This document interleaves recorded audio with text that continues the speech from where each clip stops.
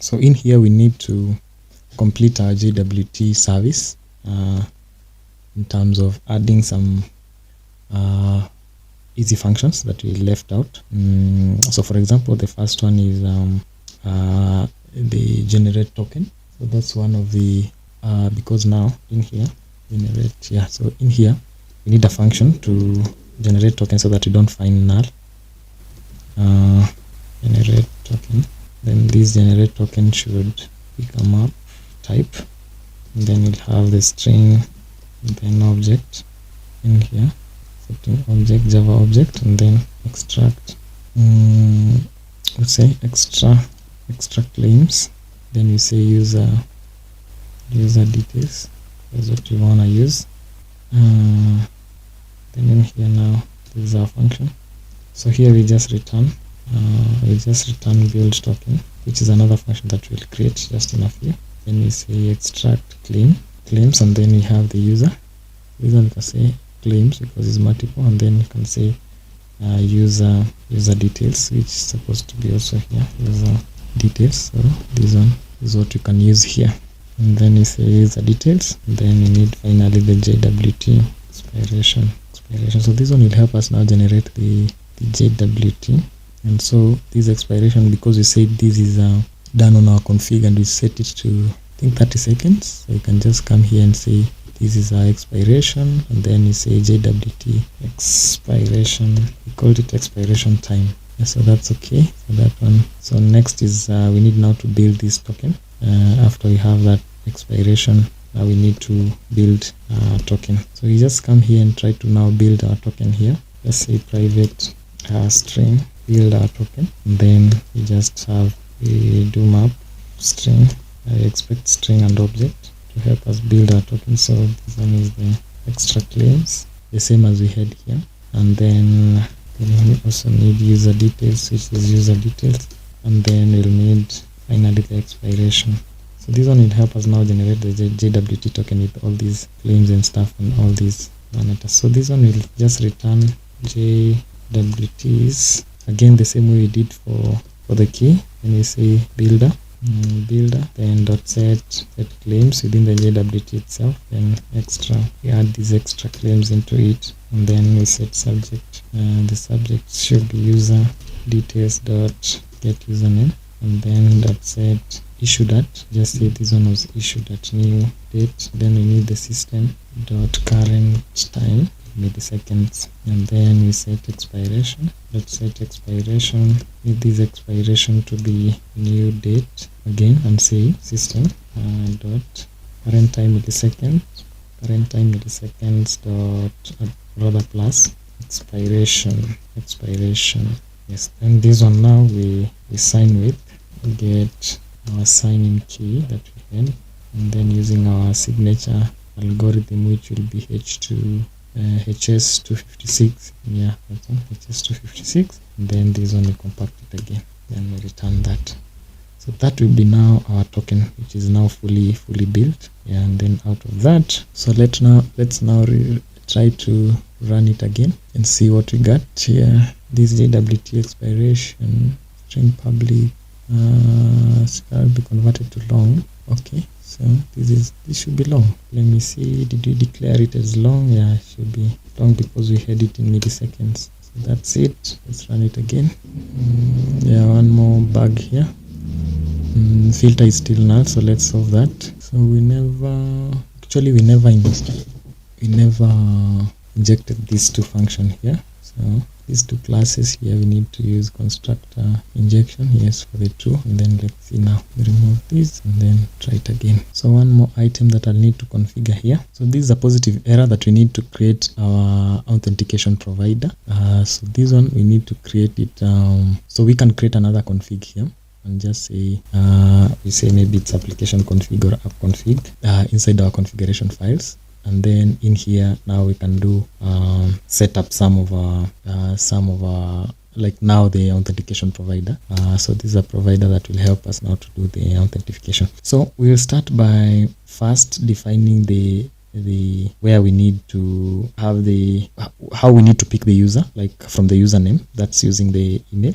So you need to pick from our repository. We need to pick that username, and then finally we'll give it how we want to encrypt to decrypt our key. That is the bcrypt encryption key that we have on our config, and then we provide an authentication manager and stuff. So let's start from first. We create a bin, and then this bin we'll call it authentication provider, which we'll just call it authentication provider. Then so remember, this file of ours also need to be annotated as a configuration for it to be seen within our Spring Boot context. So in here we'll just say authentication provider, yes, which needs to have the authentication provider, which will be a new authentication provider. Just create a new item there, and then we just now say auth provider dot set user details. We'll start from that. We'll say set user detail service, and then here we just say user detail service. So this one will initialize it that way with a function. Then secondly, we'll just say auth provider dot set password encoder, which will be password encoder that we need now to create also this function. So let's create these two functions in here. So the first one we'll just say bin. We first start by password encoder, so we'll just say bcrypt, that is our bcrypt password encoder, yes, that one, dot password encoder. This one will be it will return new bcrypt password encoder. That's it. So having defined the encoder, next we'll now have the next bin. We'll just say bin public authentication manager. That will be our authentication manager, and this one will pick our authentication configuration as the config or configuration, either way. And then this one now will give us, it will return config dot get authentication manager. That's okay. Then out of that we can just say finally we had the user auth service, so we can define the user details in here. So we can go back to the first line and say bin of user detail service, say user detail service, then return username, which should be equal to, now we have our repo, so we need to use the user repo that we had. So in here we'll need to import that repo, so we can just say private final user repository, that one. Then you say user repository, then we'll use constructor injection here. Then you say user repository dot find by email, a function that we had within our repository. Then we'll give it the username, and then or else if it's not there, or else throw it should be able to throw a new username not found exception, and then it will have a message of user not found as our message. And that's it.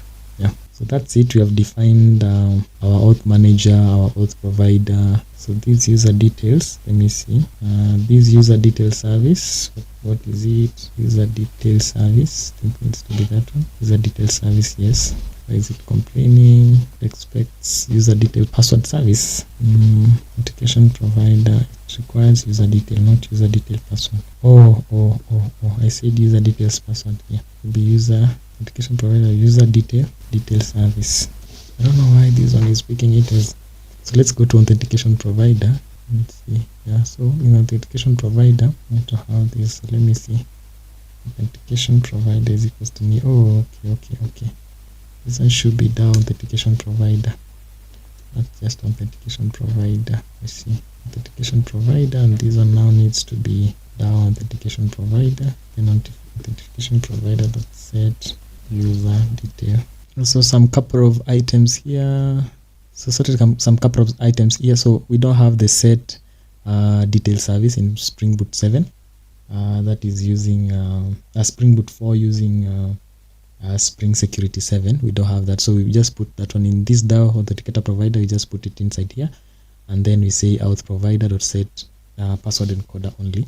That's where we put it. So let's now see our app is running. Let's see now if we can hit our auth service, sign up and stuff like this. So I'll open my Jet client here and try to post something. Oracle not complete. Let me see, this is 8100, which is here. So let us see now. So I don't know why if I try with this one it goes, the other one it doesn't. So let's just post the correct things. Sign up, 81 API auth 81, and then on body you just put a valid JSON here, something like this, the ones that we had on our curl request. Then we try it out, will not send request. I don't know why. Localhost API, or should we put the HTTPS? Let me just see. So this is the first time using this client. Let me do like this and see. Okay, so that's the problem. So this one, at least we need to specify. We need to specify for the client. So if we send that, we are getting this initialization, blah blah blah, then email, blah blah blah. So it's really posting our response back. But now this is not what we want. So what we want is to now authenticate this particular user, or rather create this particular user, and login or profile, we authenticate this other user. So if we try something like profile, it should now ask us for HTTP, should ask us for a token. But right now it's so profile returns the normal profile that we are having. So let's see. So the profile is returning profile. Yeah. So we need now to filter out so that now this is authenticated and this one is unauthenticated. So let's move. So you remember somewhere we had on our security configuration is somewhere where we had this filter here, and we said JWT filter.get user auth. I don't know why it's not picking that. So let's just see JWT authentication filter. Yeah, so this one here, I think there's something we left out. Let's just try and debug this, see what we got. So let's try to debug this login of ours. So I'll put some stoppers in the service, and then I'm doubting this generate my token. So in auth controller, this is the next one, so I'll put it here, and then we can debug this service to just check what is happening. So after it's up, I'll run my login to just check on this, and I'll check on this. There's exception. So exception here will say, let me see, exception gives us this target, no default constructor for entity.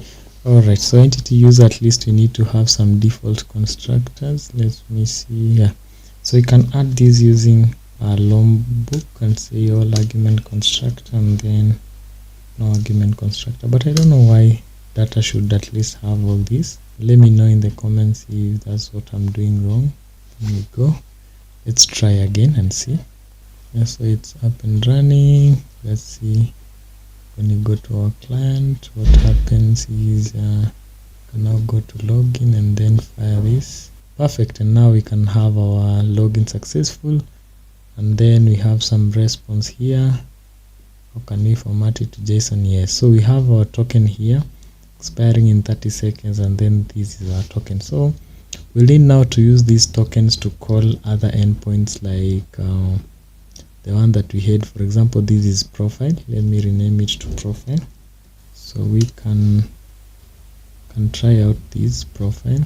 Was it initially giving us some data? Let's see.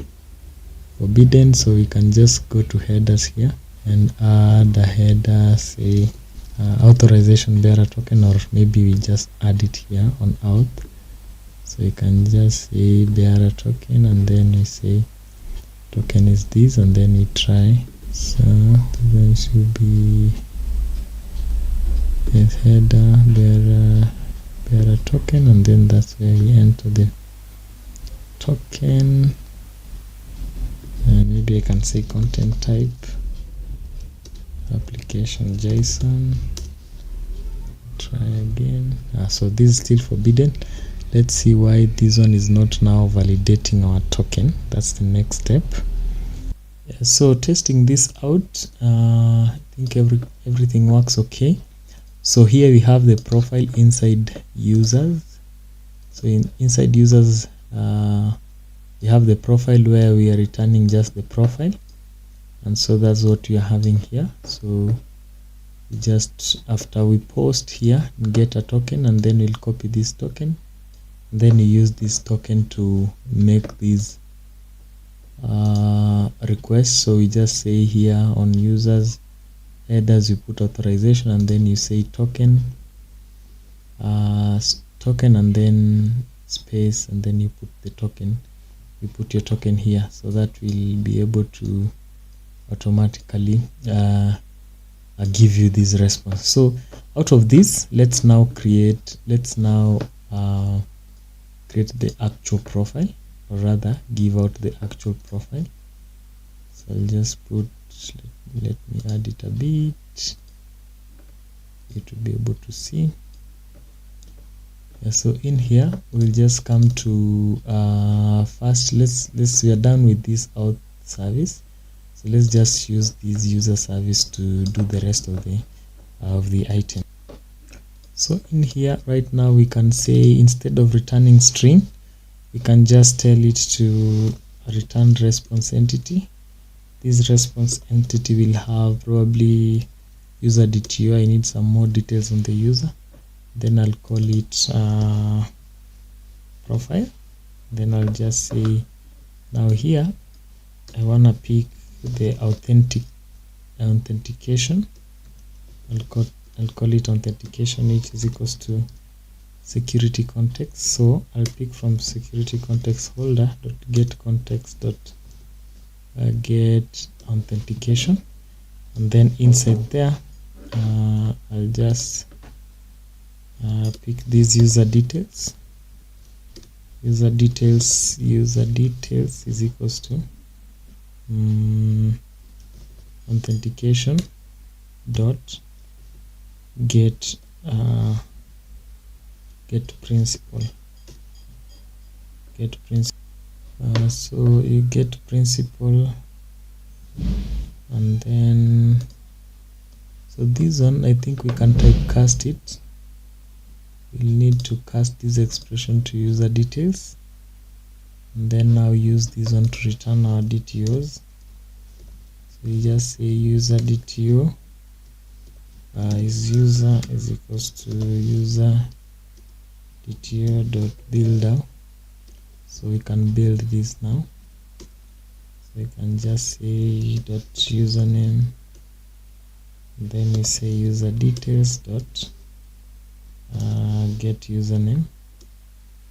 Then secondly we also have the email, and just say user details dot get username. That was our email. And then finally now we return this, say response entity dot is okay with our particular user. So that's it. So the same for .me.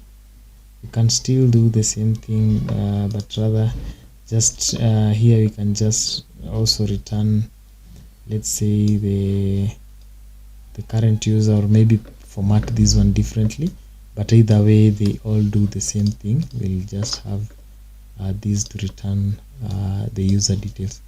So you can just rerun this and see if we can now get some output out of profile. So I'll go to my client request and open this one for profile, then just retry it. So here we go. So it will return for you the row, user, and the username and stuff. I don't know why the username didn't set. Probably it's because we didn't well set our let me just see in a second. Where is it? Here you go.